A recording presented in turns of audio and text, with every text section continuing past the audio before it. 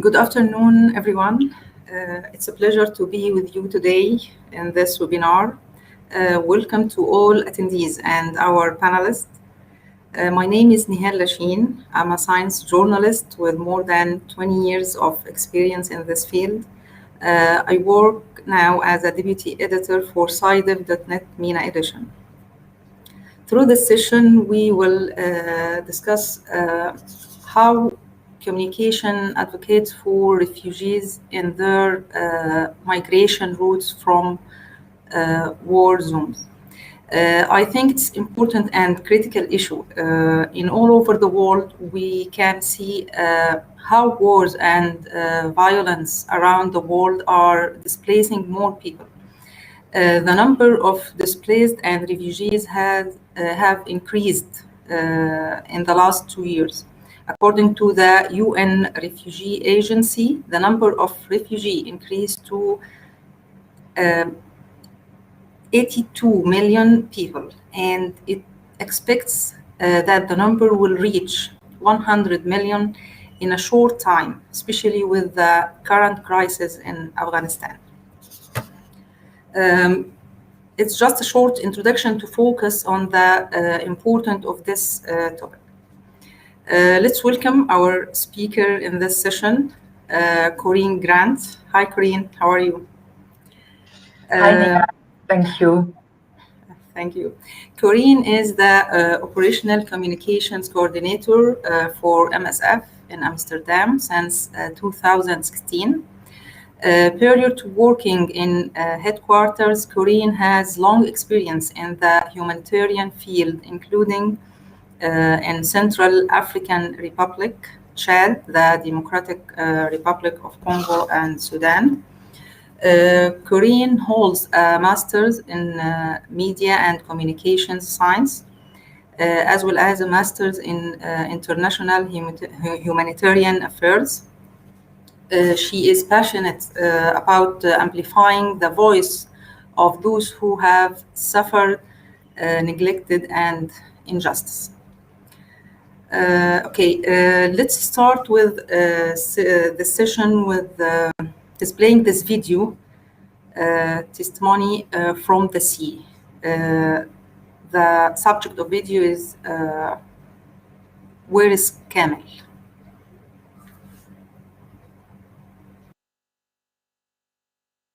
At the night, maybe at 11 or 12, I'm seeing my friend. He sit at border of the boat. The boat is overloaded. There are not any space, and at the same time he sleep. After that, when he wake up, he stand. At that time, he fall down to water. We try to find him. We return back and search for him for first time, for second time, for third time, and we call him Camel, Camel, Camel, Camel, but we didn't listen anything, and we did not see anything because it is night. It's night, so we let him go because we can't help him.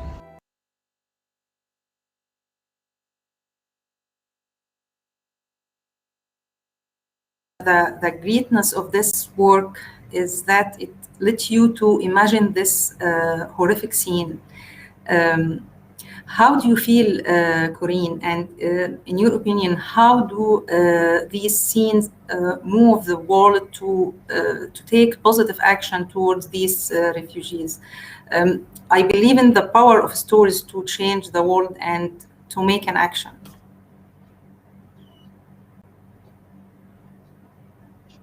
Yes, good afternoon, Nehal and everyone. It's true that starting the conversation with such a powerful video sets the frame for the conversation. It shows the immense suffering that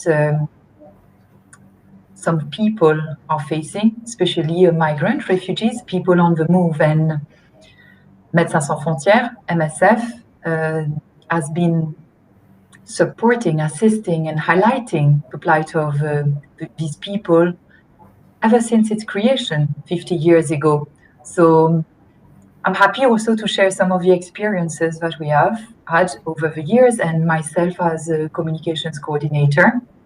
I've been involved lately in supporting the Central Mediterranean mission with our operations in the search and rescue zone, as well as in Libya. Obviously, there are other very compelling contexts where we see people being displaced, forced from home, fleeing. I'm thinking also today about the situation in Afghanistan, for instance. So as a medical humanitarian organization, indeed, we've been very much involved and have supported these humanitarian issues. Okay, now after 50 years for MSF humanitarian action supporting communities like refugees and migrants in different contexts, how MSF develops its public communications methods when speaking out about refugees and migrants? Sorry, could you repeat your question? Okay, sorry. Now, after 50 years for MSF humanitarian action supporting communities like refugees and migrants in different contexts, how MSF develops its public communications methods when speaking out about refugees and migrants? So indeed, since its creation 50 years ago, MSF has been supporting refugees, migrants, displaced people on the move. It's not new. People on the move are often particularly vulnerable. They are forced from home. And we first will be responding by providing medical humanitarian assistance. We will also be highlighting the suffering in the public fora. For that, for instance, we can describe the journeys of the people. If I take today the situation in the Central Mediterranean, when the teams have rescued people, pulled them out of the water, we hear their stories from maybe escaping Eritrea, transiting through Ethiopia, Sudan, transiting in Libya, facing horrendous conditions in detention centers, and then arriving on board, for instance, the search and rescue vessels, the Geo Barents. We will be describing the stories of these people, trying to be as human as possible, as specific as possible. We will also explain in our public communications the medical needs. So the doctors, the nurses will be able to explain what the scars of violence have been, for instance.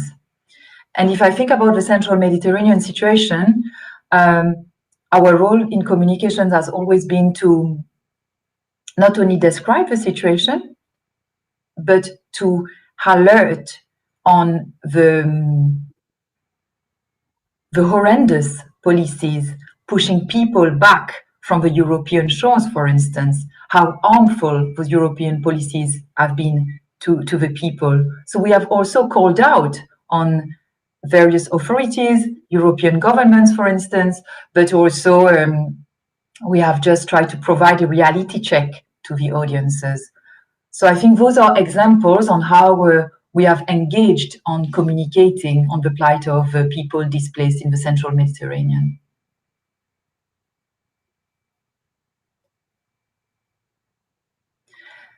Nihal, you are muted. Sorry, I could not hear your question. Sorry. Okay, thank you, Corinne. It's really a great mission. Okay. The second question, people at the sea is a huge humanitarian challenge as we see. And there are opposing voices who believe organizations like MSF encouraging the migrants to flee by sea. why MSF decides to communicate about this topic that sounds controversial and critical to some people and communities. What are MSF message, and what do you want mass public to do about it? People drowning at sea, MSF having to pull them out of the water, it's really a distressing situation and frankly unacceptable in the 21st century. So by being present in the central Mediterranean today or in the detention centers in Libya, and by describing the situations, the horrors, and highlighting the suffering, it is making some people, and especially the politicians or the decision makers, rather uncomfortable. So for sure, our communication disturbs at times, and it's important that we keep providing this reality check. It's not new for us as MSF to be placed in a politicized situation or corner. We've worked in other very sensitive contexts also, in war, for instance, and clearly this disturbs people, especially politicians, and the political leaders don't always appreciate this reality check. I think today when MSF and other search and rescue organizations are considered as attracting migrants to come to Europe because of having a ship in the water, it's often displacing the discourse. It's putting the blame on the rescuers instead of focusing on the harmful policies or the core issues that led at the very first place to the displacement of people. Why did people flee their house? Why did they have to take very, very dangerous journeys, leave their family, face extreme levels of violence, for instance? So I do think that it's very important that MSF, being present on ground, keep describing the situation, repeating this description year after year, because sadly, although we've been engaged in the central Mediterranean since 2015, I can't say that the situation has improved per se. Only this year, we know that over 10,000 people have been reported dead or missing at sea. The issue doesn't stop. So for us, highlighting the situation, reiterating this, denouncing these harmful policies of pushing back people is really something that we want to keep doing for the coming period, as long as it's possible, obviously.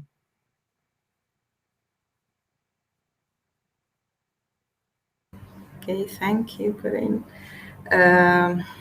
Okay, when communicating about migration, who are your audiences, and what does it really mean by speaking out or campaigning?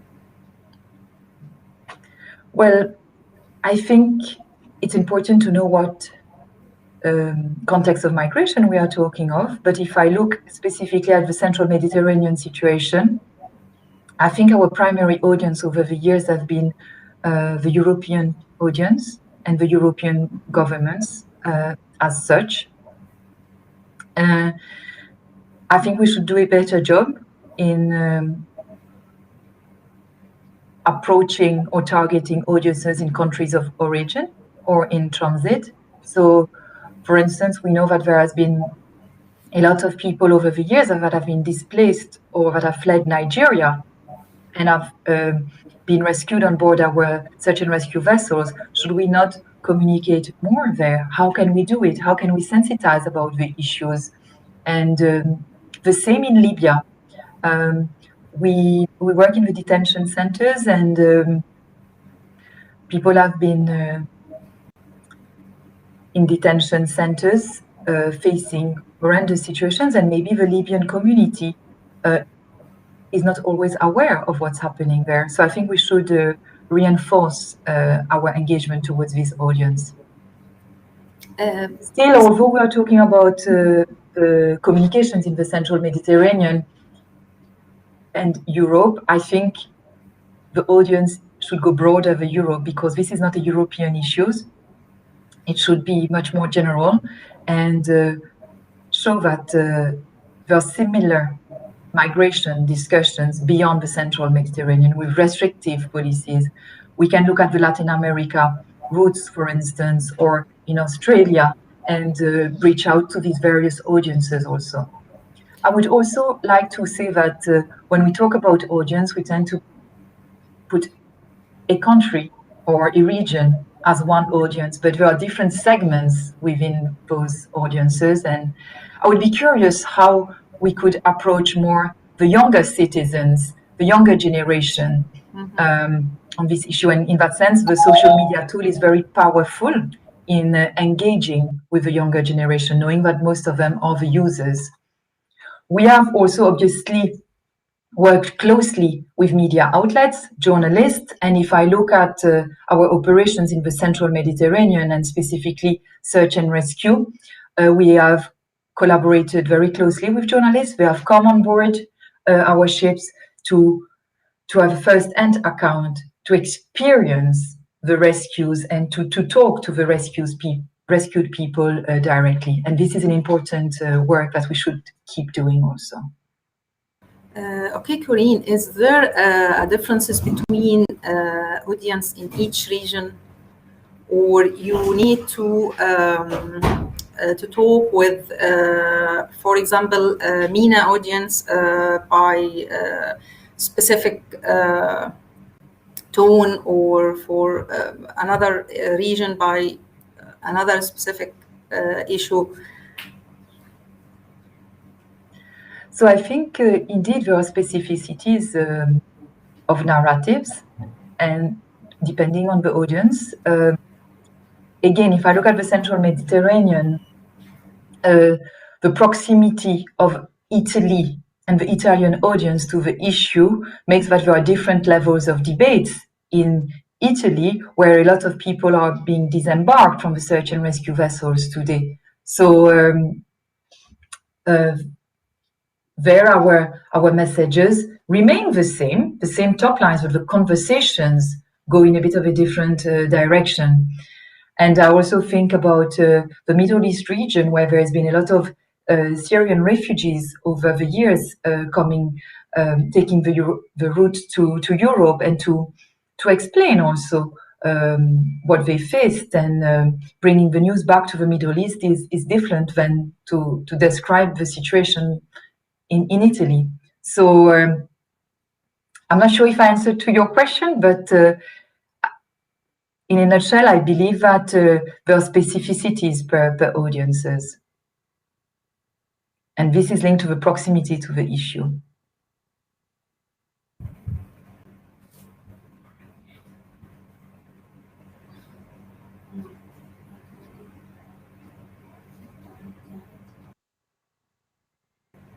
Sorry, Corinne, I have a bad internet connection, sorry. Okay. I was just saying that I believe that the proximity to the issue infers, and the narratives at times and the conversations take different turns. However, from an MSF perspective, I think our key messaging about, yes, people drowning at sea, it's not okay. The reality check that we want to provide about the suffering needs to remain present, and also about denouncing some of the harmful policies. Okay. Sorry for this interruption. Okay, MSF describes its describes its mandates as bearing witness. What does this really mean? And how do you act when your voice challenges the security of your teams? And if you have a real story in which the teams was threatened.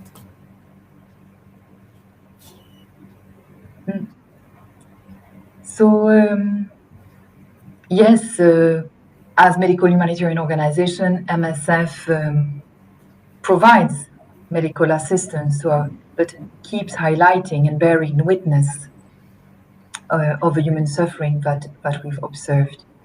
As I mentioned earlier, we will be describing the stories that the patients or the people that we've rescued have shared with us, the stories that our teams have observed directly on the ground. We will also be quite specific on the medical situation based on our clinical work, for instance. We can be referring to certain epidemiological data to quantify and explain a given situation quite specifically. And we will be alerting on a situation that's beyond the normal. We can be denouncing a situation also, putting the blame on specific authorities or parties to a conflict. It's not easy to do so. I don't think we found the magic recipe per se, even 50 years later. It's a difficult job, and it puts pressure on our teams, for sure. I think from a security perspective, the first consideration for me would always go to the patients and to the witnesses of a situation to make sure that they are respected and represented in a dignified manner. We also don't want to overexpose our colleagues in the field that have reported on a situation.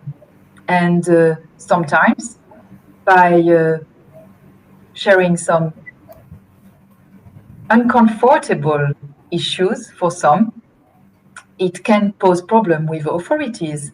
And those are the dilemmas that we'll be discussing with our team. How do we balance out speaking out versus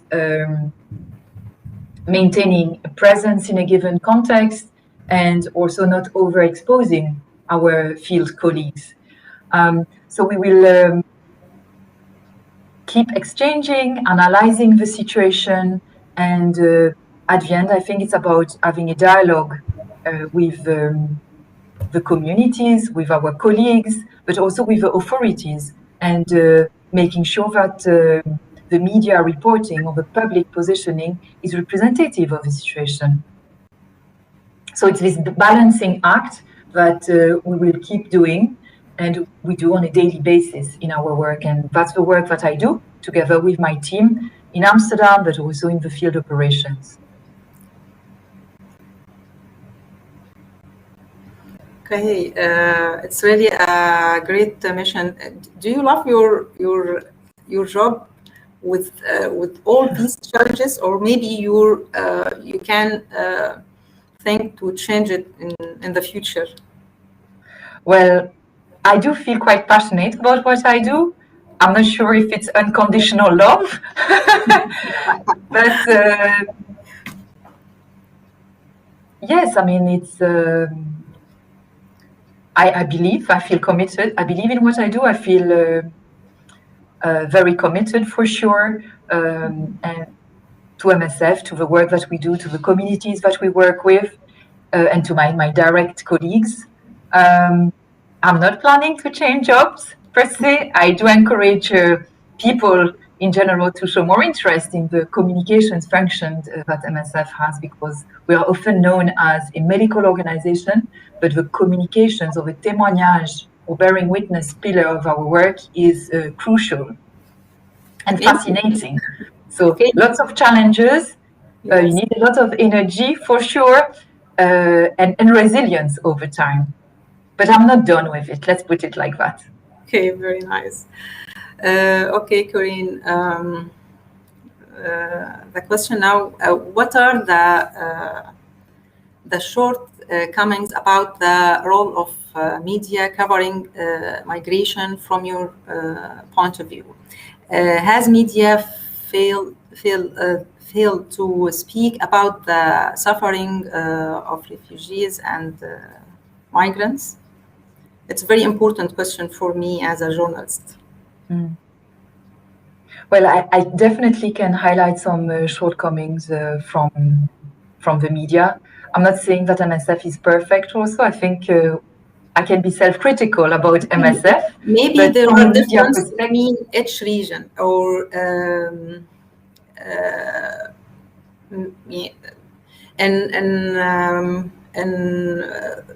in Latin America, difference from in MENA region or South Africa.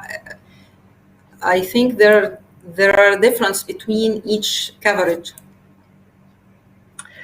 well, I won't be able to provide a comprehensive overview here, but I think if I look back at the Central European situation, and the media has portrayed the influx of migrants, refugees, and people in the move to Europe as a crisis. And for me, it's not a crisis of migration, but it's a crisis of politics, where we've not managed to handle adequately the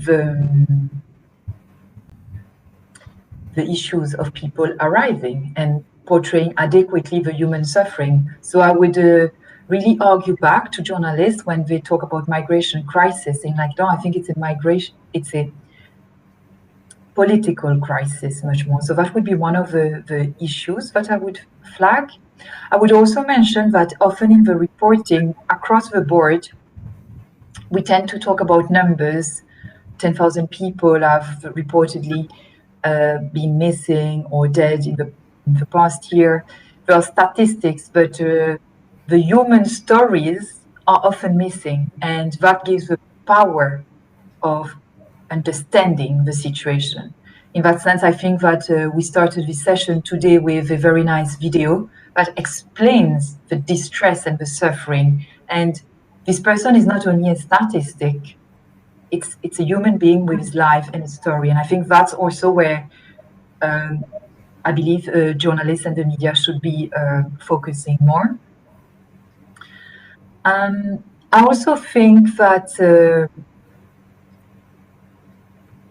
it's a very politicized area, migration today, especially as we see the rise of nationalism, countries clamping down on their own borders, and often the discussion is misplaced. Instead of talking about human suffering and the core issues, we are talking about the tit for tat of politics.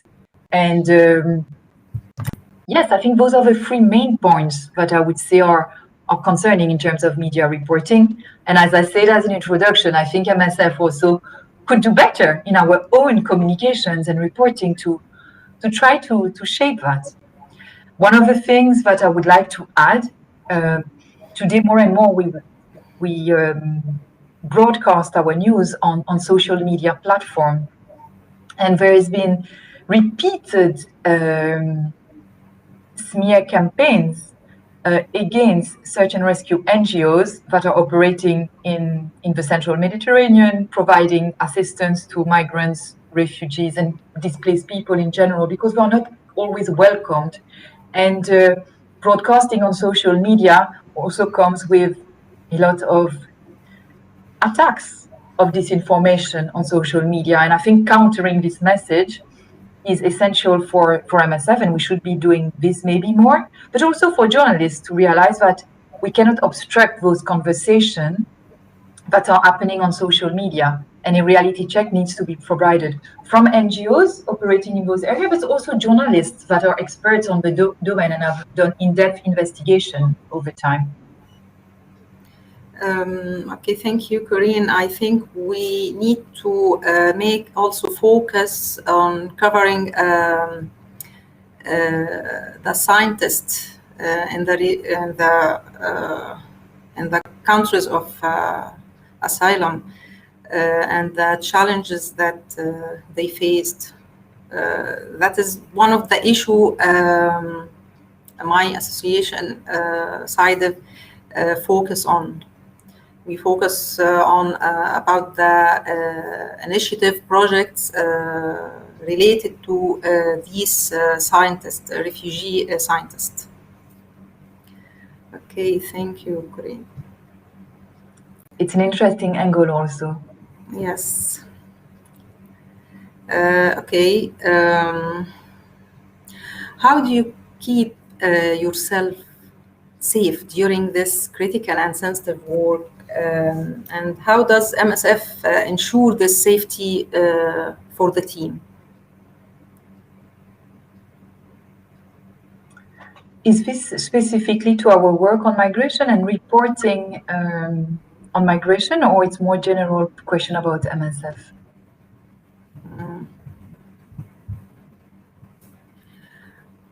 Okay, and what about on a personal way?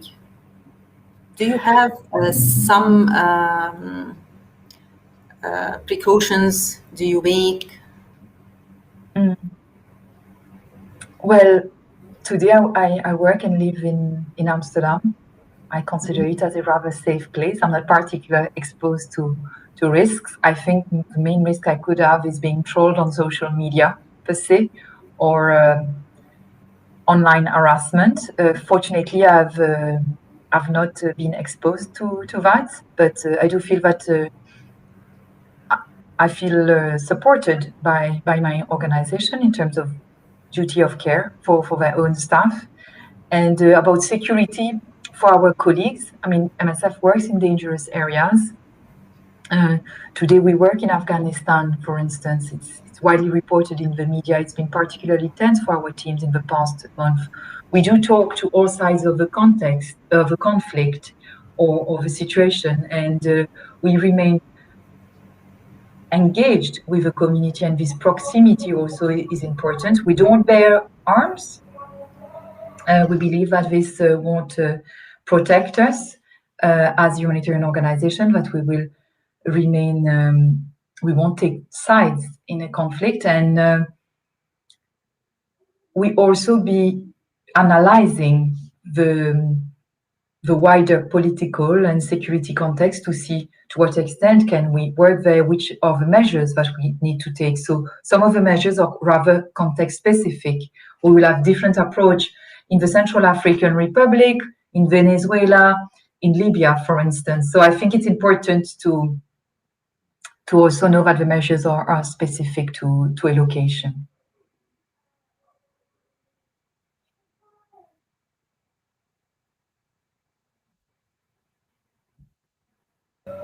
Okay, thank you, Corinne. Okay, I think we have like 15 or 20 minutes to answer the audience questions. Okay, but I have a problem. I can't see the oldest one. Okay, I will ask Rasha to send the question on the chat. Okay. So I can read the question, Nihan, if you want. Okay, how to join MSF? How Corinne join MSF? I think this one need to get a chance in your association. So I joined MSF over a decade ago. I applied. I was living in Sweden at the time, and I applied online. And I got an interview from the office in MSF Sweden, and I did a series of interviews and a written test, and then I got selected, and my first posting was in the Central African Republic. So I went to the field first, and after several years in the field, I applied for a position in the Amsterdam headquarters, and I've been working here in Amsterdam now since 2015. So I would say in terms of recruitment, there are various websites with MSF. Depending on where you come from, you should check the procedures, apply online, and we can provide more guidance of the pathway to recruitment. We hire people from many countries, not only in Europe, and we do welcome a diversity of applications. So I do think that's important to mention. Okay, Corinne, how can anyone build an experience in this field to get a job in a big association, a humanitarian association? from the scratch, if I need to work as in a humanitarian association like MSF, what should I do? Well, that's quite a general question. On our website, you can see the various profiles that are advertised. So I would say for the medical profiles, first would be to complete your medical education, whether you're a nurse, for instance, or a medical doctor, a lab technician, or a pharmacist. There are also other positions such as logisticians for supply, for instance, or more technical issues, administrative positions, communications positions, obviously, humanitarian affairs or legal. In general, a minimum of 2 years of work experience is required, and if possible, in the relevant field. And based on your personal profile and the adequacy of your organization, I think there is a recruitment process, and from there you can pick it up. Okay. The second question asking to speak about Yemen file. Would you speak about displaced persons and refugees in the Yemen? So MSF has been operating in Yemen for already 6 years, for longer, but in the last 6 years with more intensified conflict and presence, I would say. There's been some attacks on MSF hospitals, on communities, on villages, and we've seen people being displaced from an area to another. So as part of our wider response in Yemen, for sure, we are highlighting the displacement of the Yemeni population. I don't have a recent example in mind to share about communications around Yemen, but I can look it up and share on this program at a later stage. Okay. What about the third? Okay.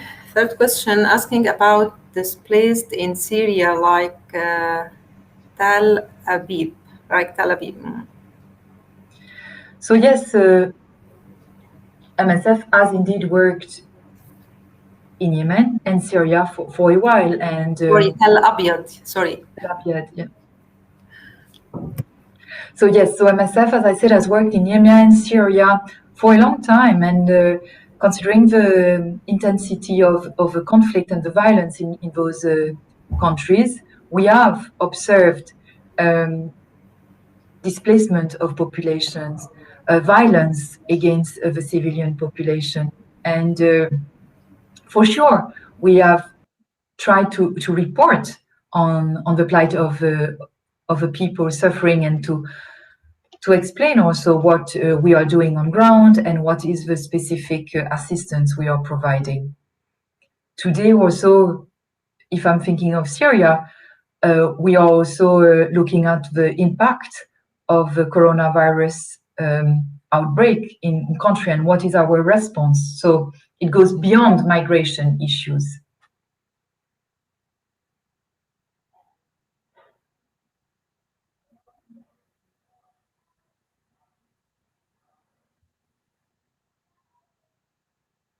You're muted, Nihal. Sorry. Sorry, Corinne. The question is, does MSF support refugees when reaching Europe or only at the sea? We predominantly support people by rescuing them at sea. And upon arrival in Italy, we disembark people, and they are followed up by other organizations that have maybe a protection, human rights, and then asylum-seeking procedures as main focus. At times, we have provided assistance also in other European countries. I'm thinking of the clinic that we have in Paris, in France, supporting the migrants and people on the move, but also in Germany at times.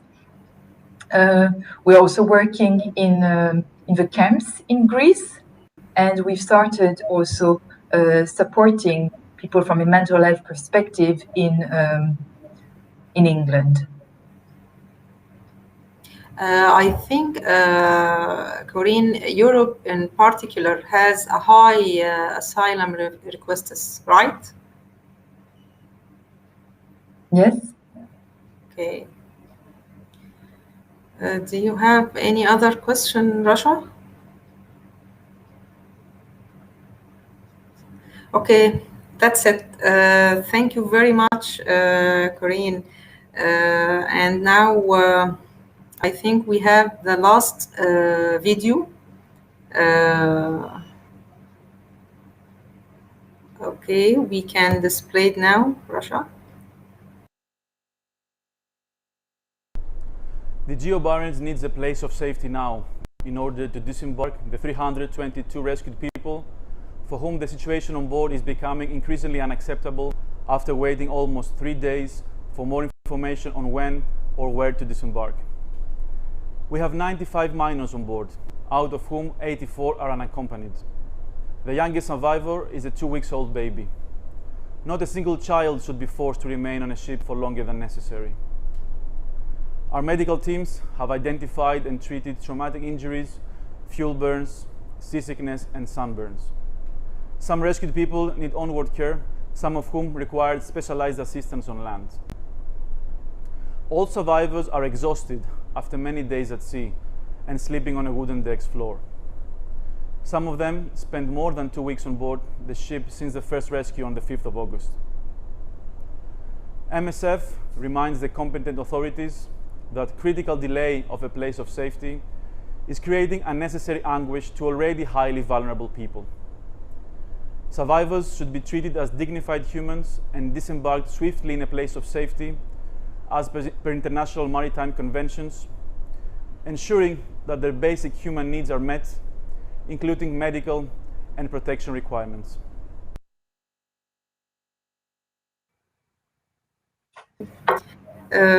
Corinne, if you have a last comment. Thank you very much. And good luck with your work. Thank you. Good afternoon to everyone, and let's keep in touch. Okay, sure. Okay, I hope this was a fruitful discussion for all the attendees, and thanks for our panelist, Corinne. I wish you all the best, Corinne, and continue your wonderful work with all success. Thank you very much.